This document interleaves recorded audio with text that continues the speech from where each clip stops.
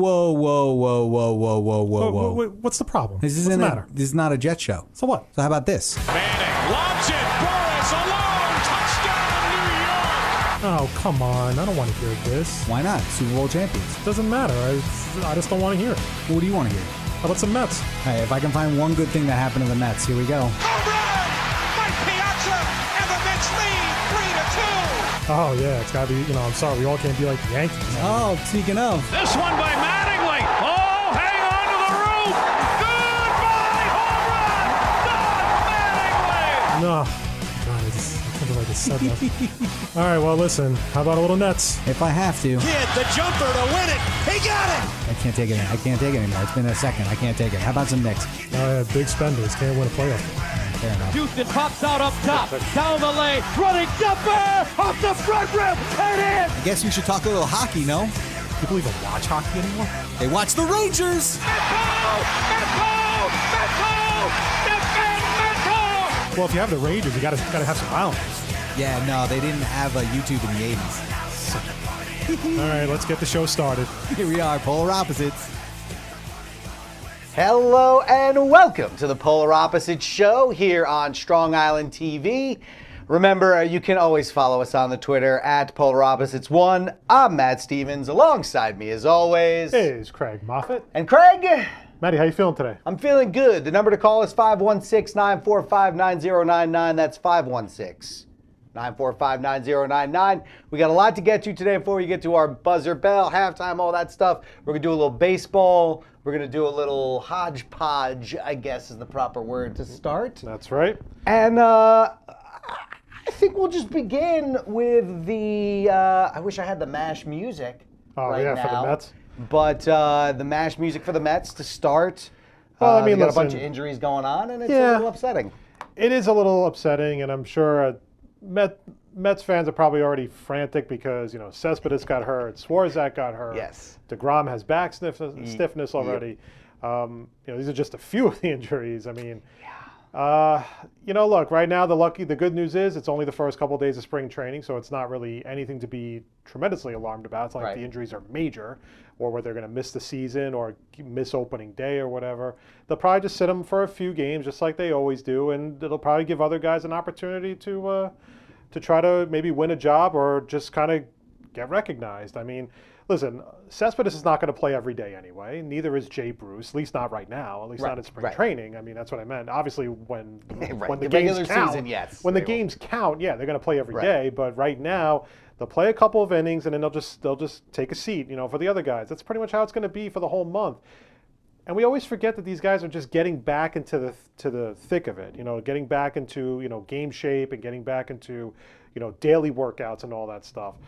Now, listen, it's okay to feel, as Mets fans, we're a very pessimistic bunch. The minute something happens, these guys slip on a banana peel, we start freaking out, right? But the fact is like, there's not much.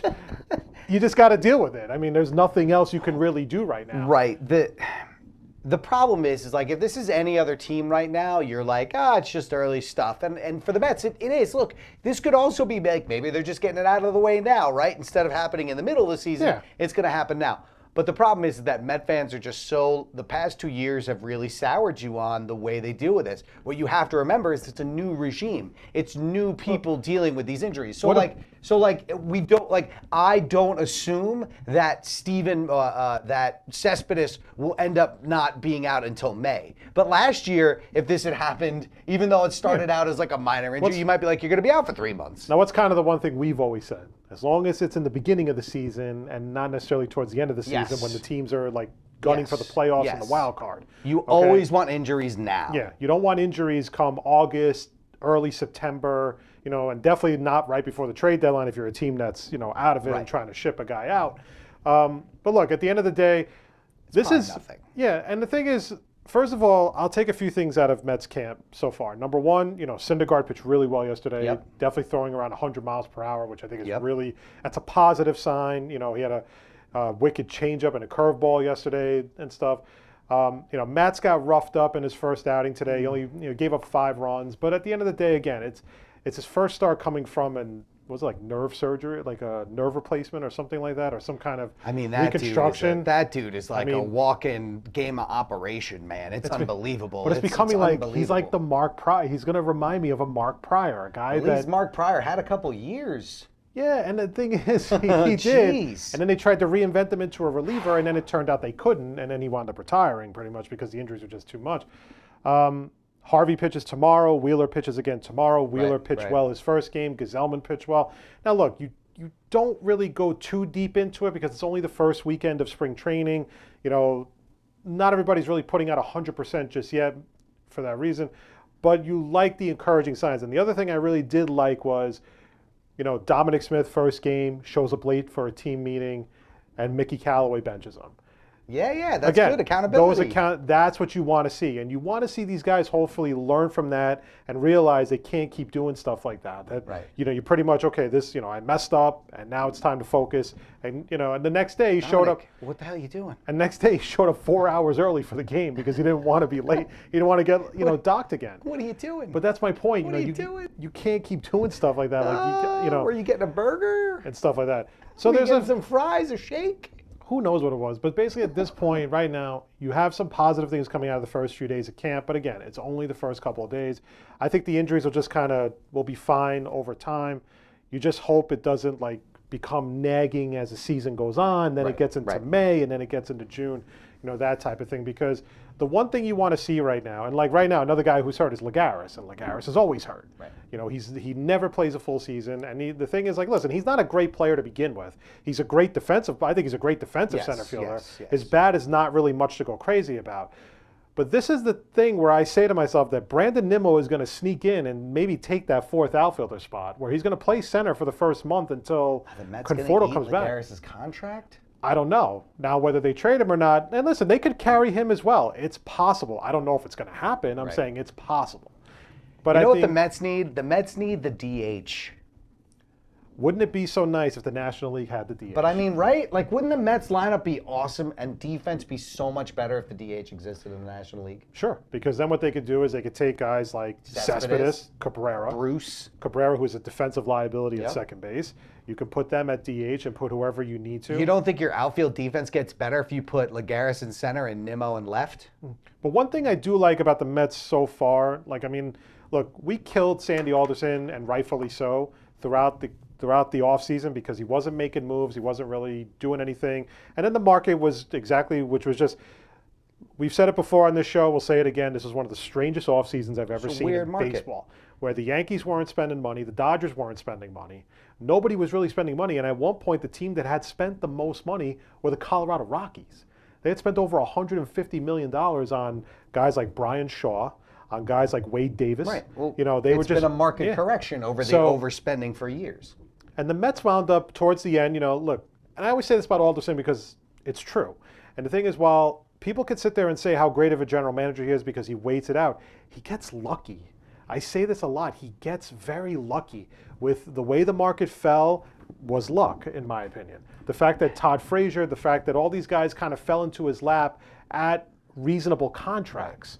Because the only guy he had signed before that all happened was Anthony Swarzak during the winter meetings. After that, it was basically just bringing Reyes back and, you know, taking Cabrera's option and stuff. And then he wound up towards the very end, right before spring training, he brings in Todd Frazier. The Jason Vargas signing I like a lot as depth pitcher. And I know why. I think the reason why they didn't want to go after Cobb or Lynn was because they didn't want to give up the draft pick because they're still trying to retool the farm system at this point. But right now, again, I like what the Mets have done. I think they put a better team on the field now than before because we were worried because it looked like they weren't going to do anything. Right. It was going to be a lot of guys on minor league deals and, you know, invitation to spring training type stuff.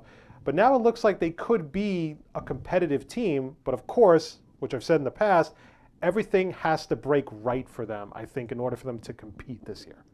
I don't know if I agree with that. I think as long as Syndergaard is healthy and DeGrom, as long as those two guys are healthy and you have reasonable health, like guys are going to go on the DL here and there, but as long as you have reasonable health in your lineup, I think you have enough, especially in that division, especially in that league, to at least go for the wild card. But what about Sandy Alderson?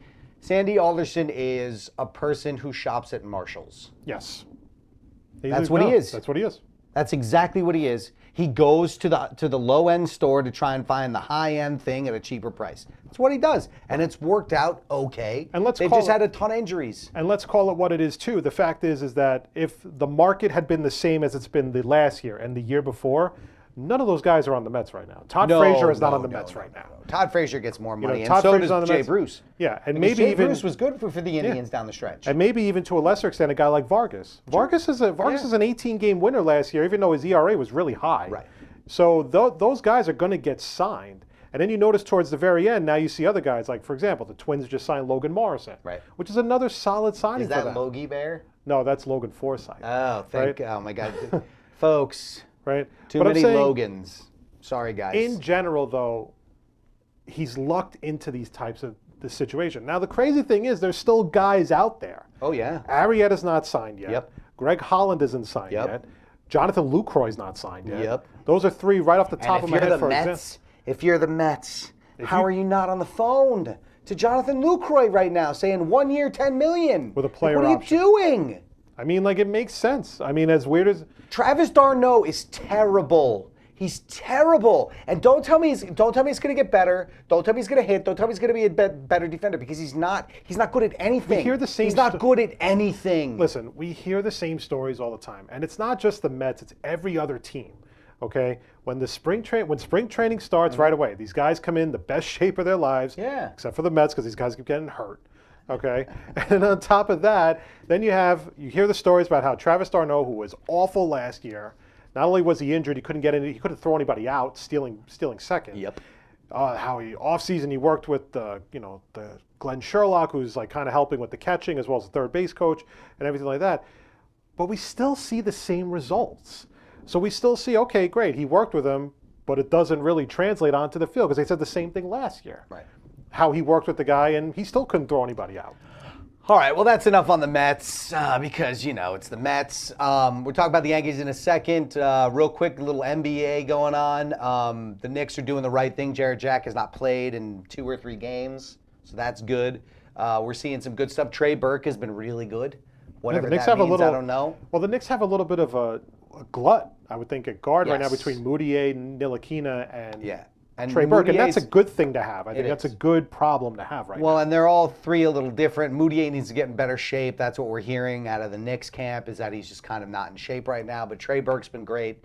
The Nets, They won last night. they won. I mean, look, if you're the Nets, just win games, man. Like every other team right now, like the Knicks and all the teams are trying to tank. The Nets are trying to win games because you do not want Cleveland getting the first pick. Well, the one thing, here's the one thing that, we talked about it the last time we were even on Strong Island, was I think that Kenny Atkinson has actually regressed in his second year with the Okay. Nets. Now, granted, it's a young team, but they made some moves. Like Alan Crabb has actually been pretty good this year. I think he's been pretty good, and Jared Allen actually could be a steal from the draft. Right. I mean, he had a great game last night. I mean, he had another double and everything, but you kind of just seeing like this team has How talent. many wins did they have last year? They finished, I think, with like 23 or 24. How many do they have this year? They have 20 right now. They're 20 and 41. So they haven't Now- gotten better. Well, I don't think they've gotten better. And the thing is, they didn't have Hollis Jefferson and Karis LeVert, but that still doesn't mean you can't win games. You should be able to beat some of these teams. Right. And then what's really even more puzzling is you have Jahlil Okafor getting the did not play coach's decision. Right. Pretty much the past few games since the All-Star break. He hasn't played in 1 game. And that's a little frustrating to me, because when you have injuries to guys like Hollis Jefferson and LeVert, Okafor should be getting minutes. Mm-hmm. I mean, I understand, and we mentioned it a while back, that we thought it was a conspiracy weird theory? conspiracy theory that they were purposely keeping him on the bench so he wouldn't be attractive to other teams when he's a free agent after the season, and then the Nets could sign him for cheap and then throw him out to the Wolves when they do sign him to like a multi-year deal.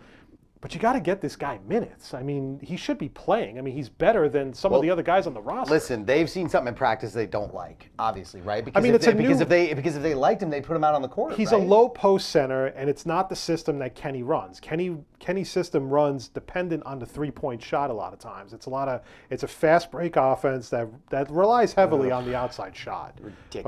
Okay, when it's missing, when it's Frickin' off, stupid D'Antoni offense. when it's off, the Nets are going to get killed. When the shooting is on, the Nets will stay with pretty much any team. But right now, I just don't understand. And like, Okafor is kind of being a good soldier about it, but I just don't get why he's not able to get on the court. That's my main issue. They got to see something they don't like, right? Yeah, I mean, like, it makes no sense for them not to play it. I mean, if it's the case, put him in the G League then and let him develop in the G right. League. I guess. But you who know. knows? And we'll see. But the Knicks right now it was funny because after they made the trades Right. for Nilla when they got Moutier, I remember you got pissed off because they won. Because the whole point was to try to tank. stop winning. And you got pissed. Stop and you told me winning. you're like, and of course, as soon as they get rid of people, Yeah. they start winning. Stop. You know. But here's the thing. What I saw 2 nights ago, they lost the game, but they competed last night with Golden State, and then it just got too much, right? It just, at least the first half you competed. Moutier was good, Burke was good. Actually, Ntilikina, they were all pretty good. It's just keep doing that. If I see progress, then great. But I want to see those guys play. That's who I want to see all the time. All the young kids play, all the old guys sit. On the Yankees, tomorrow, Aaron Judge will get his first spring training start. He will be the DH. I believe you can see that game on at 1 o'clock. Are you Probably. seriously like whoring out Aaron? I'm not. I'm just saying that Yeah, you can watch it live. You can watch it on Yes for all You of can watch 15 it on minutes. live, yes, and you can see Mike Stanton play, or Giancarlo. Sorry, at least Giancarlo Stanton play. Wait a minute. When he was on Miami, Yeah. you refused to call him Giancarlo. Oh, well, he's a Yankee now. Right? He's Giancarlo. You were like emphatic about only is- calling him. His name he was is a Mike Yankee. Stanton, and He now all of a is sudden donned the pinstripes. he is- Therefore, he he is is Giancarlo. Giancarlo. He is whatever he wants me to call him, as long as we win baseball games. A couple interesting things from camp. Andujar, like we were talking about, or what we were talking about last week or 2 weeks ago, is look there after the Yankees got Drury. Yeah. There was probably little chance that Andujar was going to make the roster out of spring training. Okay. Right? Just because they think of Drury as a third baseman, they like him, they traded for him, and he's got major league service, so they're probably going to send Andujar back down to third. And that all Andujar can do is make it hard for him. Mm-hmm. Well, he's batting 400. He had a home run yesterday, he had a home run today. Right. He's knocking the crap out of the ball, so he's making it hard for him, and that's what you want, right? Like, look, we all think Andujar's going down to AAA, and he is. Unless I don't know if there's literally anything he can do to make the roster out of spring training. I he don't would know if have there to is. basically pretty much be this consistent, I think, the entire spring training. Right, but even then, because Gleyber Torres batted 4 something in last year's spring training, and they didn't bring him up. But is Gleyber Torres going to be the second baseman next year? Probably. That's what I figured. 'Cause it's going to Probably. be him and Didi up the middle. Probably. Now again, they're going to do the Chris Bryant thing. Oh, well, they're going to They're keep going him to send him down down for a for while 3 and then bring weeks so him they out, can the year of service. Now Brian Cashman has said that the service record doesn't count, doesn't matter, blah blah blah. But here's the thing, folks. Well, if they don't bring him up and then they bring worst him up in case 3 scenario- weeks, why didn't you just bring him up? Worst case scenario is, though, if they go down that road, you still have Torreyes, who is a pretty good, who was a pretty serviceable second baseman last year And for they them. did Danny Espinosa. Yeah. So, I mean, the Yankees are pretty stocked at the position. I actually like the Brandon Drury trade for them. I thought it was a pretty decent move for the The most thing part. that the Yankees are set up for that the Mets are not, and it's only because of the farm system, right? The Mets farm system, we can all agree, is pretty barren at this point. Well, the Mets farm system got kind of raided because they had to bring up Syndergaard. They brought up Hart. No, but I'm saying, like, so Rosario if the and- Yankees have a rash of injuries, they have a lot of guys in the minor leagues that can fill spots. Now, whether they play up to that potential in the major leagues is one thing, right? But like last year, they had injuries. It's just guys filled in admirably, so it didn't matter. Yeah. The problem for the Mets is that the guys that they brought up or the guys they brought in didn't fill in right. So if the Mets have a rash of injuries, it's going to be hard for them to fill in those spots because they just don't have the good players in the minor leagues to do it. Right. And the Yankees have more of that thing going for them. So, quick hit on Yeah. football. Oh, So, yeah, sure. As you know, Yeah. Yeah. The Jets linebacker Dylan Donahue was arrested for DUI because he went the wrong way in the Lincoln Tunnel and crashed headfirst into a jitney bus, into one of those Hampton jitney buses, and like injured 5 people. So the And to be honest, let me just say this: those things bored like a block from where I live. Mm-hmm. It's amazing the thing just didn't disintegrate on contact. Yeah, and those the thing- things are held together literally by duct tape. They're awful. They're the So, most awful forms now- of transportation in the world. Here's the question, because Well, we were that's not talking. true. We were talking about this before. So, being as though Dylan Donahue was a 5th-round pick last year, only really played 4 games before he had an injury and was out for the season. Right. Odds are they're going to cut him. Okay. because of what's, this whole issue, and he'll probably wind up getting a suspension anyway because of the DUI. Sure. But here's my question. If you cut Dylan Donahue, who's not nearly as talented as a guy like Robbie Anderson, Sure. and you don't cut Robbie Anderson, doesn't that seem like it's almost like hypocritical, like in a way, or better yet, almost like a double standard? Because basically, Robbie Anderson's a more talented player. He was the number 1 or number 2 receiver on the team last year, Right. and he's been arrested twice in a year. And then the last one was when he was saying all that really bad stuff to the cop's wife in Miami. Well, no, and then, not to the cop's wife. To the cop, to the cop about, his wife. And then you have Doesn't Donahue. matter, but still. But then you have Donahue, and then the Jets haven't done anything yet, nor do I expect them to, because I think they're going to wait this out a little bit to see how bad this could really get if the NFL gets involved, and which they most likely will at some point during the offseason, maybe even by training camp. And then you have Donahue, who really didn't play much. We don't really know what kind of a future he has with the team because he's a 5th-round pick that's not guaranteed a roster spot. But you're going to cut him, but then you say, okay, but Robbie Anderson was bad, but we need him. I mean, where do you draw the line is my question. Robbie Anderson wasn't drunk, was he? I don't think he was. He I just was think he just was going speeding like like an 100 idiot, and like a right? He was 40 just or being an something. ass. He was going 100 and literally a 45.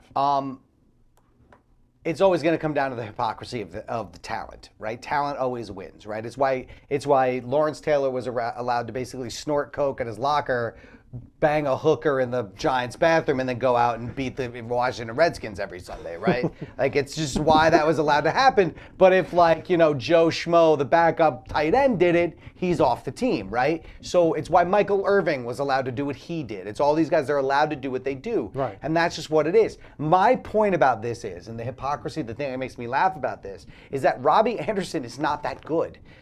And I don't mean that he's not a good player. No, I'm saying he hasn't earned that right yet to me. He's not a bad receiver, but we don't know what he's going to be. Right now, he's a deep threat that can run really fast down the sideline. But this is the thing, Jets. You can find that speed. Wide receivers. Now, if you're looking for Odell or Antonio Brown or Julio Jones, that's a different thing you're looking for, right? But look, you can find wide receivers anywhere. Just look at the Minnesota Vikings wide receiver core.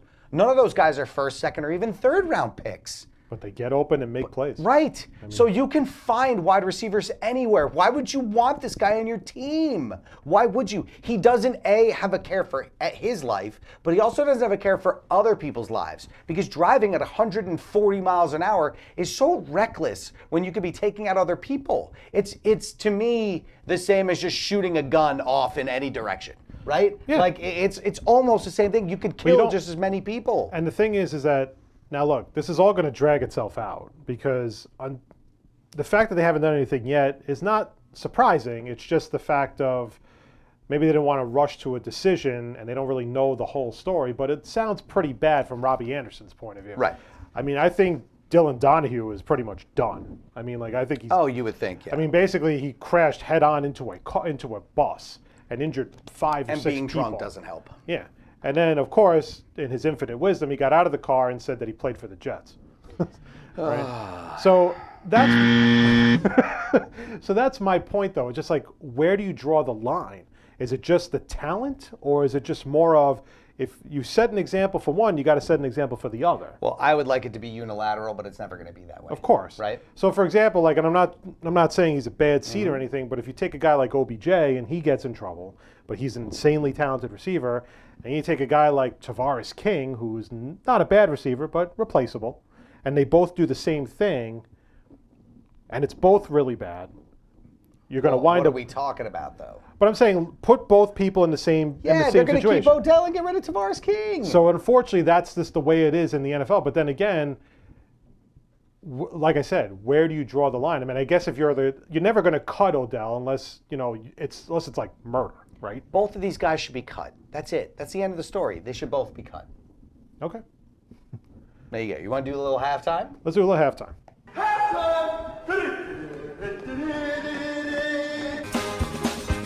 Halftime for the Polar Opposite Show for this week. 4 topics. All opinions vary. All opinions legal. All opinions matter. Despite what Matt says. Matty, are you ready? I'm always ready. All right, here we go. Number 1. JD Martinez officially signed with the Red Sox, agreeing to a 5-year, $110 million deal. By the way, was that not the most awkward press conference? Oh, yeah. It looked really uncomfortable. First of all, not only did Martinez look uncomfortable, but Boris looked uncomfortable. They all looked uncomfortable. Yeah, it was not very pleasant. Awesome. So Martinez signs with the Red Sox for 5 years and 110, and Eric Hosmer got a deal with the Padres, 8 years, $144 million, with an opt-out after 5 years.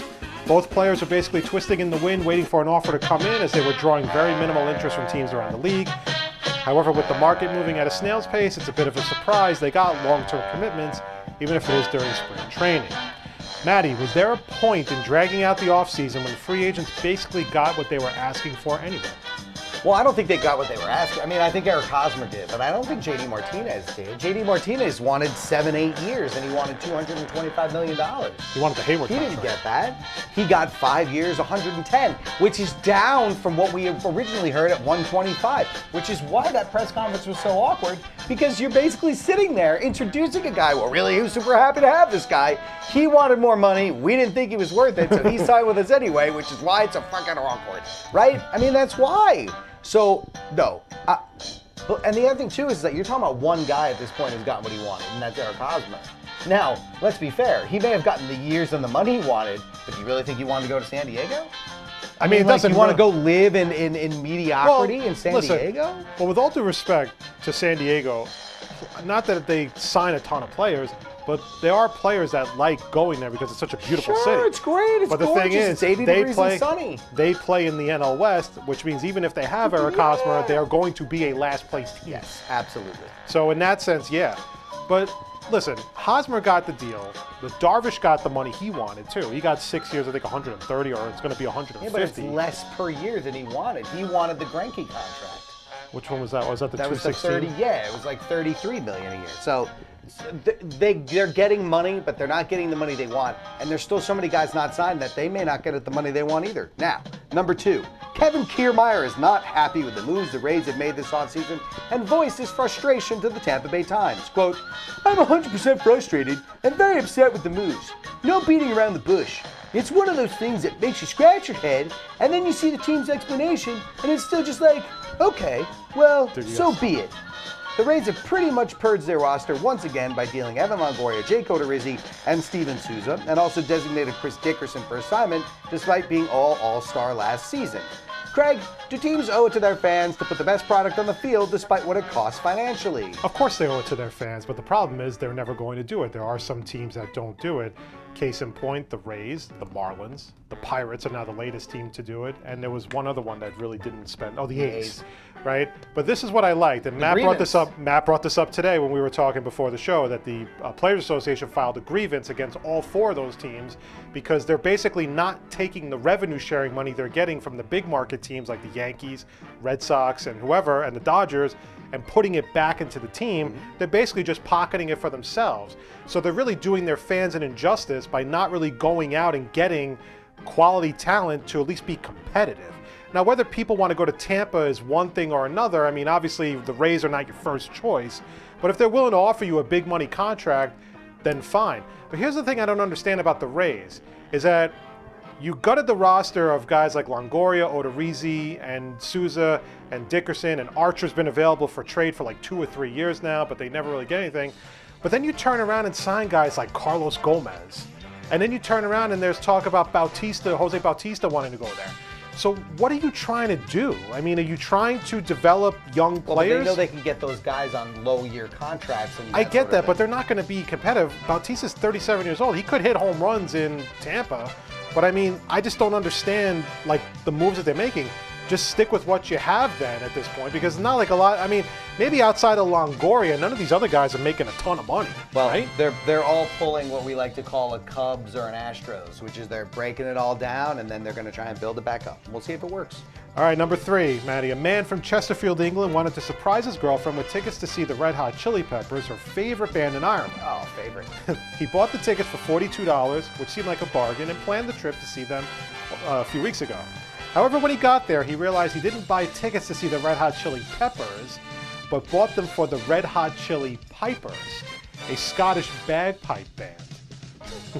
Maddie, do you feel sorry for the guy who surprised his girlfriends with tickets to see the wrong band? No, no. Don't- Because come on. You No, gotta have I a don't human know. soul. Why would I have a You human have to have soul a for human this? soul. No, I He don't have a doesn't human know. soul for stupidity because it's stupid. Do you know how many checks and balances you go through when you check out tickets on a website? Do you know how many times you have to look at it? Is this your order? Do you want to complete this order? Do you want to go see the Red Hot Chili Pipers? Do you want to do that? Do you know how many times you have to do that? You have to do like 10. Not to mention you looked for the tickets and at no point you thought to yourself, Pipers? That's not Peppers. I'm a complete friggin' moron. And then you bought tickets to another country to go see them there. And at no point did you look at anything? Did you look at a receipt? Did you look at your email? Did you look at anything? Did you not notice that there is no I in Pepper? Idiot. This is why I laid these articles out for you. Idiots. Idiots. Idiots. You deserve losing that money. In fact, you should have to pay money to me for having to hear that story. Now, how bad would it have been to go see that bagpipe band? Oh, I bet it's awesome.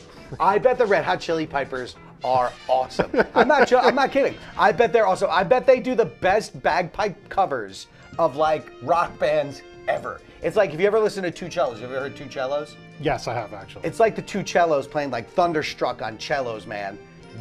Awesome. Always awesome. Number 4, what are we doing here? In the latest CBS Sports NFL mock draft, yes, mock drafts, Will Brinson, I don't know who that is, has the Browns acquiring Andrew Luck from the Colts. In return, Indianapolis received the number 1 overall pick, as well as the number 4 in the first round, plus the number 33 and 35 picks in the second round. This would give the Colts 3 picks in the top 5 and 3 picks in the top 5 of the second round. According to Brinson, the Colts would draft Sam Darnold number 1 overall, NC State defensive end Bradley Chubb number 3, and Penn State running back Saquon Barkley at number 4. Craig, you see this scenario where the Browns would trade both first-round picks for Luck and not get a pick back in return? No, absolutely. First of all, this is like that trade. If you've ever seen the movie Draft Day with Kevin Costner. I've never seen that movie. Okay. Well, basically, like it's the most implausible trade scenario ever because he basically trades back into the first round and trades like to number 6, but gives up all of his second-round picks, so the guy doesn't wind up having a pick in the first round. So he goes from basically number 6 overall, and then Cleveland jumps back in to get back into the first round after they draft number 1 overall. Here's the thing about this trade. Number 1, if I'm the Browns, I'm not going to trade for Andrew Luck because he hasn't played in 2 years. He's had just tons of shoulder problems in general. While I understand that, the fact is they're rebuilding, and I'd rather, and this is one of the best quarterback drafts in years.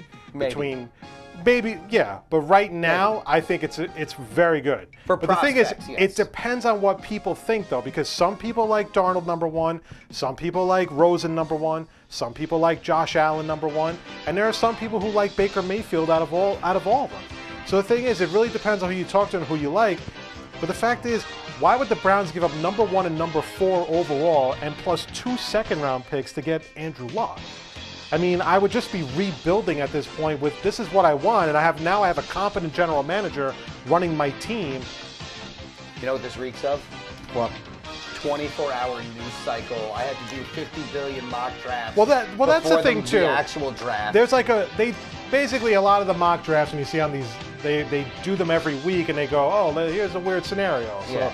let's have the Browns get Andrew Luck, and then we but kind of figure it out. On what planet would they make that trade and get no first-round pick? Like they should get the Colts pick. They should get the number 3. Or the number 3, or they get the first pick, the 2 second-round picks, but they're not getting the 4 pick. To be brutally honest, if I'm going to make a trade like that, number 1, I'm getting the number 3 pick back because I need some insurance for Andrew Luck. What if Andrew Luck can never play again? I mean, as weird as it sounds, we can't say that yet. You can't say that yet, but the fact is that Luck has not played in over a year and a half now because of the shoulder. And the thing is, they totally screwed him up. So I need some insurance in order for me to go, okay, I'll take Andrew Luck, but I need a number 3 pick at the same time to maybe draft somebody behind him. At the end of the day, look, you're not going to find a scenario where the Browns are making this trade. But then again, it's Cleveland, so you never know. Always is Cleveland. Halftime is officially over. This is the Polar Opposite Sports Show. You can call us at 516-945-9099. Stop smiling. It's really friggin' creepy. 516-945-9099. Maddie, it is time to do a little buzzer bell. Can you raise the volume on that a little bit? I don't have control on that. Oh, for the love of God. Basically, what we're going to do today is this is a non-sports edition of Buzzer Bell. As you know, on Sunday, the Oscars are taking place. Ugh. And basically, listen, what is the Oscars? It's basically a bunch of movies that not a lot of people have heard of, with the exception of the movie Get Out. Do you want to know what I think the Oscars are? What do you think? A bunch of actors getting down on their knees for each other just for a little glorification and gratitude and self-gratification. It's nonsense. It's all nonsense. Oh, I'd like to thank the Academy for... Jog on. All right, you ready? Can I finish? Sure. So we here are the polar opposites. Instead of doing the Oscar picks, we are going to do the Razzie picks. Yes. And what are the Razzies, Maddie? The Razzies are terrible. Yeah, and the Razzies honor the worst movies Yes. of the year. The truly So- good movies. Yeah, and these are the ones that people watch and go, yo, that movie was great. These are the ones that make millions and millions of dollars. And critics get offended because you like them. Right. But at the end of the day, they are somewhat entertaining. Sure. Maybe not these in general. Right. But I mean, there are some out there that are probably one of the worst movies you've ever seen. Yeah. But for an hour and a half, you are completely entertained, and it was Let's do well it. worth the money of your trip. I'm ready. Okay, so how do you want to do this? Okay. I'm going to do I have 4 categories. Okay. I have worst movie, worst actor, worst actress, worst screen combo. Okay, okay. So what I'm going to do is I'm going to read the nominees. Yes. You can buzzer or bell it however you want, or if you Okay. want to do, all right? Yeah. Okay. Here we go. Yeah. You want me to do worst movie last or Yeah, first? do it like the Oscars. Okay. Last is best worst movie. Okay, here we go. Yeah. First one is worst screen combo. And the nominees are any combo of 2 characters, sex toys, or positions for 50 Shades Freed. Okay. Any combo of 2 humans, robots, or explosions in Transformers: The Last Night. This is not a joke, by the way. I don't know what's Any- happening right now. Any 2 obnoxious emojis from the Emoji Movie. Okay. Johnny Depp and his worn-out drunk routine in Pirates of the Caribbean. I didn't even get to the last one. Oh, there's one more. And Tyler Perry in either the ratty old dress or worn-out wig. No. For Boo 2.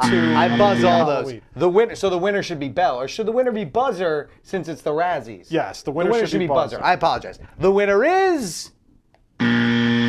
Johnny Depp and his worn-out drunk routine for Pirates of the Caribbean. Yes. It was amazing in the first movie.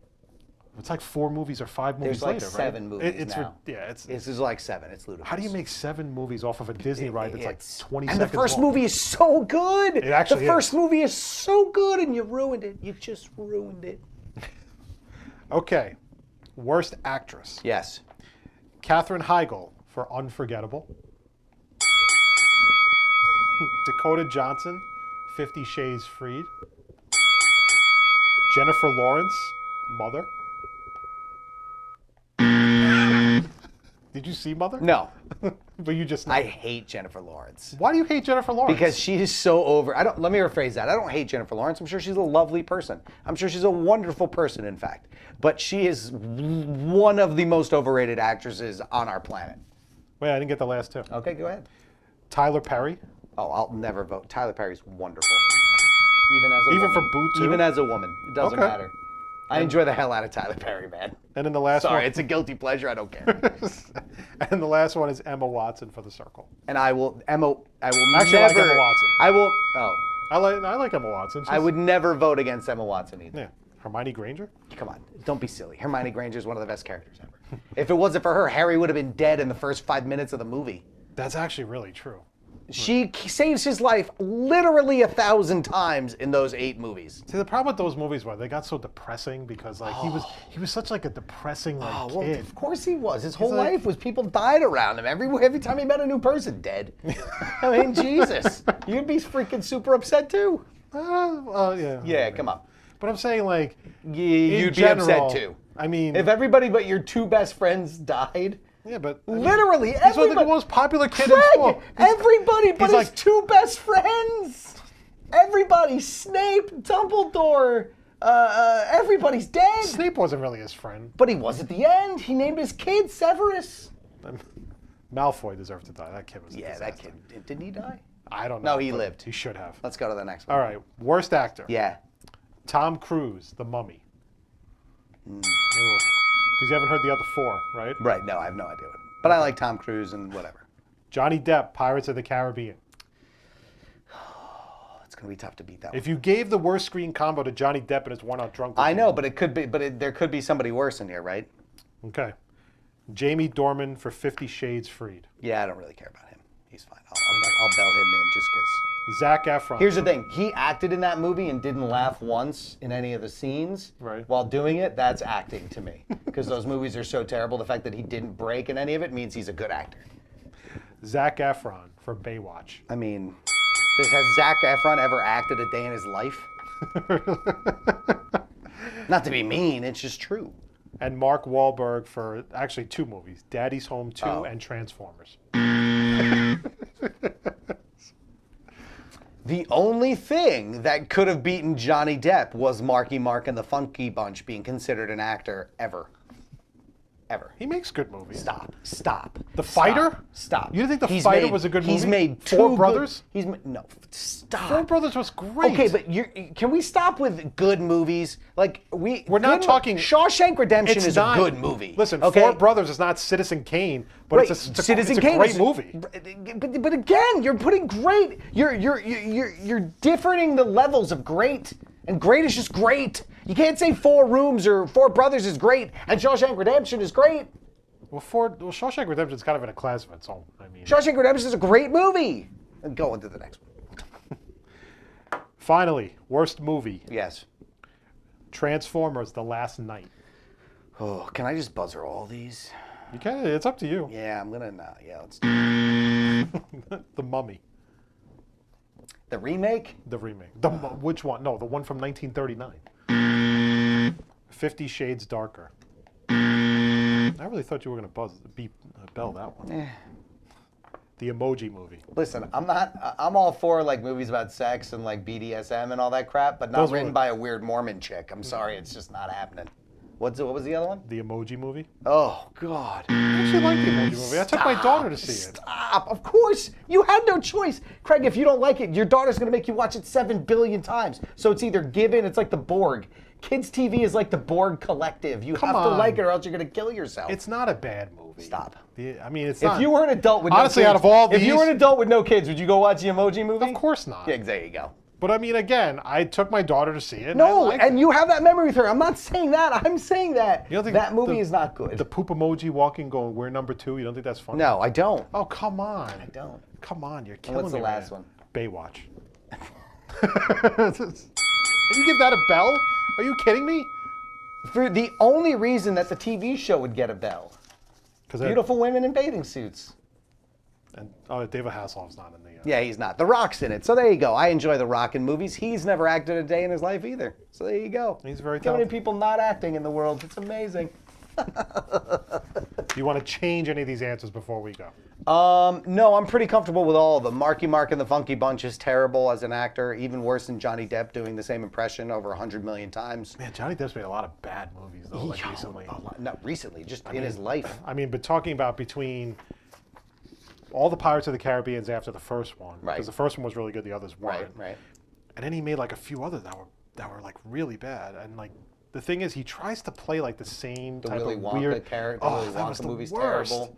That was the worst. But then he does things like Edward Scissorhands and stuff like that, and you're like, oh, he's really good. And he's also in The First Nightmare on Elm Street, which is a great film. Oh yes, when he He gets has the best death. He gets sucked into the bed. It's like freaking blood everywhere. It's phenomenal. That's when the blood's seeping through Oh, the it's ceiling. and, like, great. the guy's catching it with the yeah, bucket. it's fantastic. Like, oh, where's the coroner? Oh, he's Yeah. throwing up in the bathroom.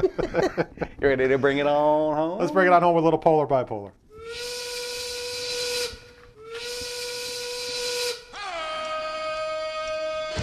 Polar bipolar rounds out this show for the week.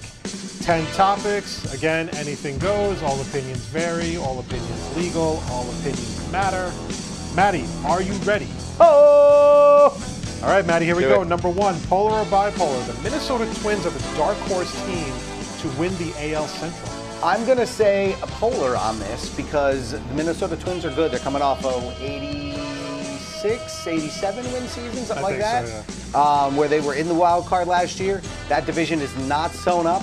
The Detroit Tigers are terrible. The White Sox are not going to be good. The Royals are probably not going to be good. It could literally come down to them and to the Cleveland Indians, who are very, very, very, very good.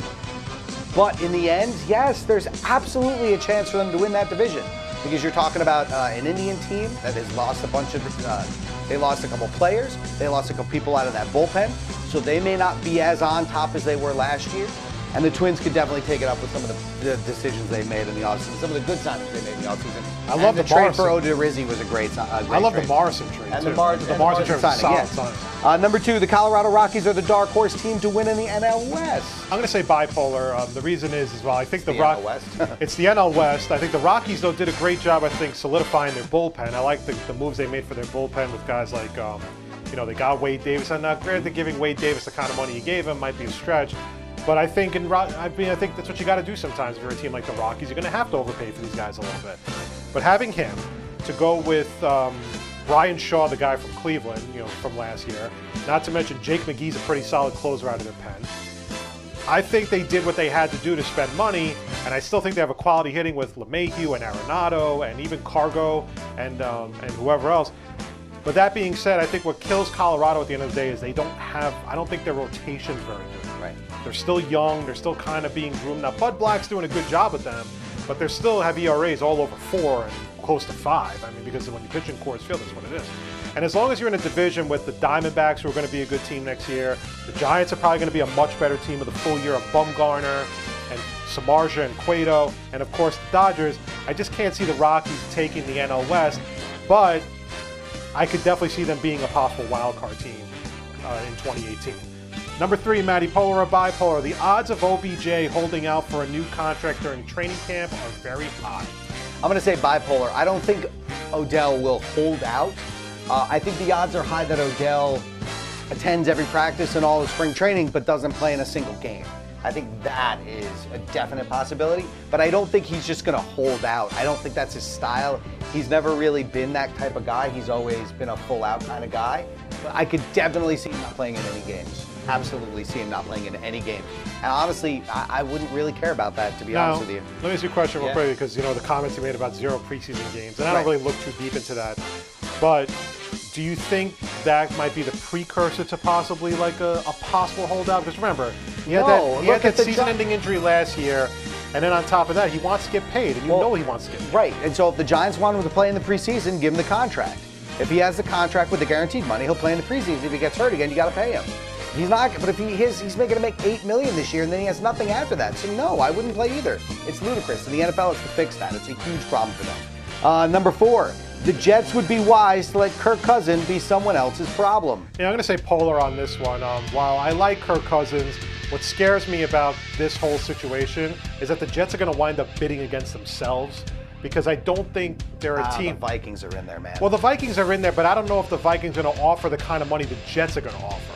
And then it really becomes down to Kirk Cousins. Now, Kirk Cousins already said that he's not going to negotiate with teams during that 2-day window before free agency starts. And that's already not a bad sign, but it's a worrisome sign, because when you let that kind of, if he's twisted in the wind like that and he's going to go visit teams when free agency begins, that could mean you're losing out on somebody else. And that's not a good thing either. Now, my personal opinion, why I like Kirk Cousins, I would rather see the Jets sign a guy like Teddy Bridgewater and then draft a quarterback in the first round, and there you've solidified your position for at least this year and beyond. Maybe 2 or 3 years from now. But I would rather see, listen, if I'm Kirk Cousins, and if I want to win a Super Bowl in the worst possible way, because I'm sure that's what he wants in the day, even though he does want to get paid, that too, I would go to Minnesota, because I think out of all the teams that are interested in you, that is probably the team that is the closest to get to a Super Bowl. And right now, not only is Bridgewater declaring for free agency, but Bradford's not going to be back, and they're not franchising Keenum. So right now the Vikings have a huge hole at quarterback, unless they already have something worked out with Case Keenum right now. But if I'm the Jets, I would let him go to Minnesota and just rebuild my team, just continue to rebuild my team moving forward. Number 5, Matty, polar or bipolar? The Blake Bortles contract extension was a smart move by the Jaguars. Apparently it lowers his cap hit. They probably don't owe him a lot of guaranteed money. If it doesn't preclude you from signing another quarterback, it's not a bad thing. If it precludes you from signing a better quarterback, you're stupid. Simple. Well, basically, they extended Coughlin, Caldwell, and Marone. Right, So I guess but they're gonna stick with if it makes it so you can't sign anybody else, then you're dumb, and you shouldn't have done it. It's that simple. Number 6, the Islanders giving Josh Bailey a 6-year extension will look very short-sighted in the long run. This is polar, and I wasn't thrilled about this because this is the type of deal that looks, yeah, you're happy about it now, but it's one of those deals you'll kind of regret in 3 years when Bailey starts to. I don't think Bailey's a nice player, and I can understand why the Isles are doing it. They're doing it so they can make John Tavares happy because they want to keep him around. He's an unrestricted free agent. But giving this guy a 6-year extension and for $30 million, to me, it does seem very short-sighted because you're just kind of like, okay, we're doing everything we can to make John Tavares happy, and he likes playing with Josh Bailey. But Josh Bailey's not that great of a player. Like, he's an all right player, but he's not a great player. And to me, I just can't see myself giving a 6-year extension. Plus, what this also does, which bothers me, it's kind of a smoke and mirrors routine because they did absolutely nothing during the trade deadline when they're only 4 points out of a wild card spot, and they should have made some moves. And I think this, to me, kind of is like masks the fact that they did absolutely nothing at the trade deadline. So yeah, I think it is very short-sighted in the long run. Maddie, number 7, polar or bipolar. You appreciate Mark Cuban's honesty regarding his team tanking, even if it sends the wrong message. Bipolar. Ignorance is bliss. We all know what you're doing. We all know what you're doing.